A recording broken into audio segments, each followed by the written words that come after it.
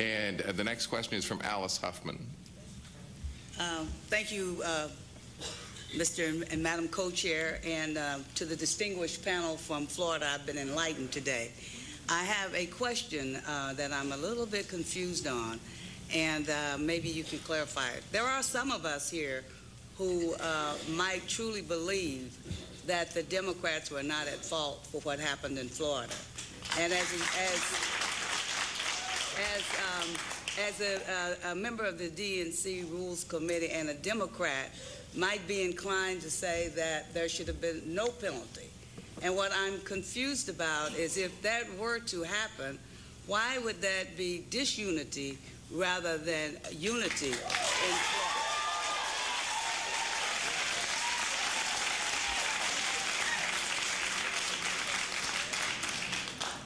Respectfully, I wish you had asked that question last year.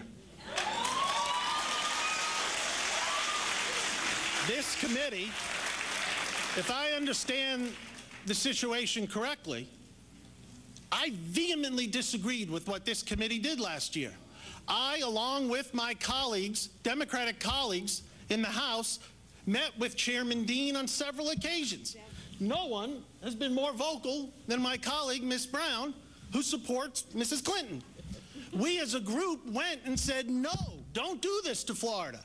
Don't do it.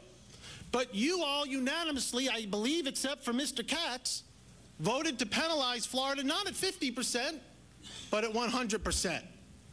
And don't fault us, with all due respect, for creating unity in Florida amongst the competing camps, for coming here with a plan to unify Florida's delegates to treat us just like the Republicans were treated in Florida and give us the Osmond petition. Mr. Chairman. You have a brief follow-up question, Ms. Huffman.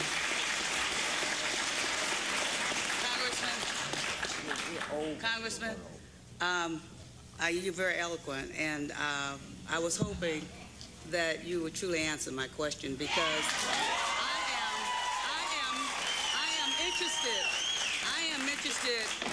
I am interested in the voters. I am not interested in either candidate. I am interested in the voters, and I'm interested in having a high, energetic turnout in Florida. Yes. So I wasn't being cute, and I wasn't trying to be confrontational. I just don't understand why, if we were to vote, no, I didn't ask the question a year ago. I couldn't foresee such a primary a year ago. I couldn't foresee such interest a year ago. I didn't have all of the knowledge I have today to have asked the right questions a year ago. So forgive me for not being able to see that crystal ball. But here we are today. And here we are. I've gotten thousands of letters and emails from across the country, not just Florida and not just Michigan, requesting that they have their full vote, indicating that the Democrats did nothing wrong. Well, we are not the Republican Party, so we don't have to follow the Republican Party. Correct. So why? You bet. All right. Let's allow him to answer, and we are out of time for this portion. Understand, the Osmond petition is based on the votes that were cast. The division of delegates is based on the percentage that each candidate won. And if you'd give me the opportunity, we've talked today about voters' rights. No one in the state of Florida has championed voters' rights more than I. The irony, this voter verifiable bill that has been talked about today, there was one person respectfully in the state of Florida who for 5 years fought for the right of Floridians to have their vote counted and verified, and you're looking at him.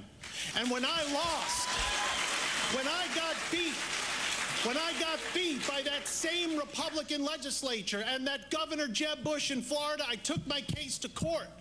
Every way up the state court, every way up the federal court, and we didn't prevail. And then finally, when we had a new governor, I prevailed upon that new Republican governor to give Floridians the right to have their vote counted by a voter-verified paper trail. There is nobody more committed to that than me.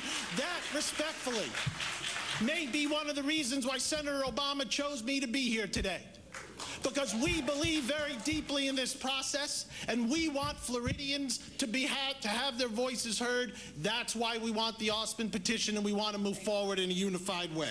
We're out of time. Thank you. We're out of time for this portion of the program. But just before you leave, Congressman, because Mr. Katz is not allowed to vote on this petition because he is from Florida, I'd like to give him the privilege of speaking. All I would like to say is I'd like to thank my good friend Congressman Wexler for coming and for being as eloquent as he always is. And I would like to say that there are many people in Florida who are fiercely interested in voters' rights. None have been more vocal from watching him on the barricades in the 2000 election and since then than Robert Wexler.